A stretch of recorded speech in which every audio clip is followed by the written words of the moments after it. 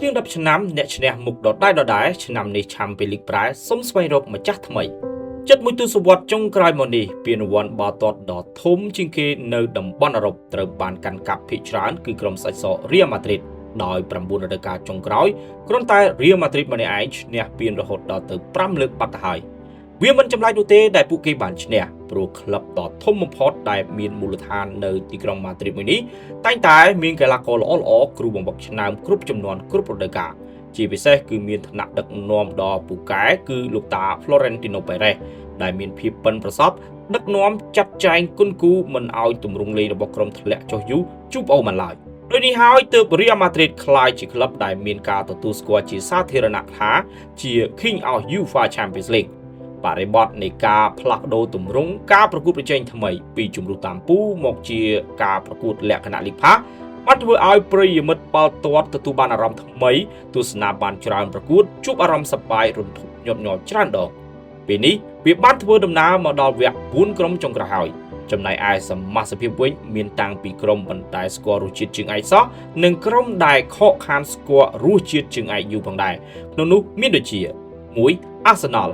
គ្រប់គ្នាអាចនឹងមិនជឿទេថាក្រុមមួយនេះឲ្យតែជួបសាច់ស Real Madrid នៅ UEFA Champions League ពួកគេលេងមិនដែលចាញ់នោះទេដោយជួបគ្នា4ដង Arsenal ឈ្នះ3ស្មើ1ក៏ប៉ុន្តែពួកគេក៏មិនធ្លាប់ឈ្នះពានមួយនេះដែរដោយរដូវកាលដែលធ្វើបានល្អបំផុតនោះគឺនៅឆ្នាំ2005-2006ពួកគេបានទម្លាក់ Real Madrid នៅវគ្គ16ក្រុមចុងក្រោយក្នុងលទ្ធផលទាំងពីរជើង1-0ហើយបានឡើងទៅកាន់វគ្គផ្ដាច់ព្រាត់និងបរាជ័យក្រោមទ្វេជើង Barcelona 2-1 2 Paris Saint-Germain ក្រុមបងធំមកពីលីកកសិកាមួយនេះធ្វើបានយ៉ាងល្អនៅក្នុងលីកដោយពួកគេបានលើកពានលីកអងបារាំងតាំងពីសប្តាហ៍ទី28មកម្លេះបន្ទាប់ពីពួកគេបានយកឈ្នះទៅលើអង់ហ្សឺដោយលទ្ធផល1-0ប៉ុន្តែ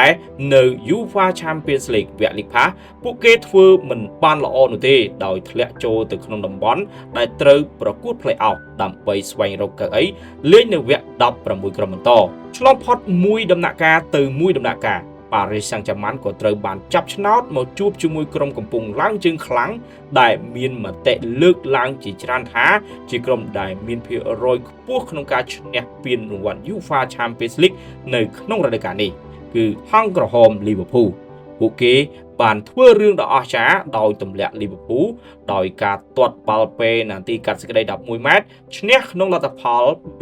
4-1និងបន្តទម្លាក់ Aston Villa ដោយលទ្ធផល5-4នៅវគ្គ8ក្រុម3 Inter Milan ជាក្រុមដែលធ្លាប់មានប្រវត្តិឈ្នះពានរង្វាន់ UEFA Champions League 3សម័យការឈ្នះលើកចុងក្រោយគឺនៅឆ្នាំ2009-2010ដោយបានយកឈ្នះទៅលើក្រុម Bayern Munich ក្នុងលទ្ធផល2-0គិតមកទៅពេលនេះពួកគេបានខកខានឈ្នះពាន UEFA Champions League 15ឆ្នាំមកហើយពួកគេក៏ធ្លាប់ឡើងដល់វគ្គផ្ដាច់ព្រាត់6ដងផងដែរ4 FC Barcelona ជាម្ចាស់ជើងឯក5សម័យនៃពានរង្វាន់ UEFA Champions League ក្រុមដែលមានមូលដ្ឋាននៅតំបន់កាតាឡូនីមួយនេះខកខានឈ្នះពាន10ឆ្នាំមកហើយការលើកពាននេះលើកចុងក្រោយគឺនៅរដូវកាលឆ្នាំ2014-2015ដោយពេលនោះពួកគេបានយកឈ្នះទៅលើ Juventus ដោយលទ្ធផល3-1នៅវគ្គផ្ដាច់ព្រាត់វាគឺស្ថិតនៅក្នុងចំនួន MSN ហើយ Luis Suarez និង Neymar ក៏រកបានម្នាក់មួយគ្រាប់ផងដែរក៏សូមជម្រាបផងដែរថាការប្រកួតនៅវគ្គ4ក្រុមចុងក្រោយពានរង្វាន់ UEFA Champions League រវាង Arsenal និង Paris Saint-Germain ជើងទី1ប្រព្រឹត្តឡើងនៅថ្ងៃទី30ខែមេសានិងជើងទី2នៅថ្ងៃទី8ខែឧសភាវេលាម៉ោង2រំលងអាធ្រាត្រចំណែកឯជំនួប Barcelona និង Inter Milan ជើងទី1ថ្ងៃទី1ខែឧសភាជើងទី2ថ្ងៃទី7ខែឧសភាឆ្នាំ2025វេលាម៉ោង2រំលងអាធ្រាត្រតែបងប្អូនគិតថាក្រុមចំណោម4ក្រុមខាងលើពីក្រុមណានឹងឡើងទៅកាន់វគ្គផ្ដាច់ព្រាត់ហើយក្រុមណានឹងក្លាយជាម្ចាស់ជើងឯកសូម comment នៅខាងក្រោមឲ្យខ្ញុំបានដឹងផង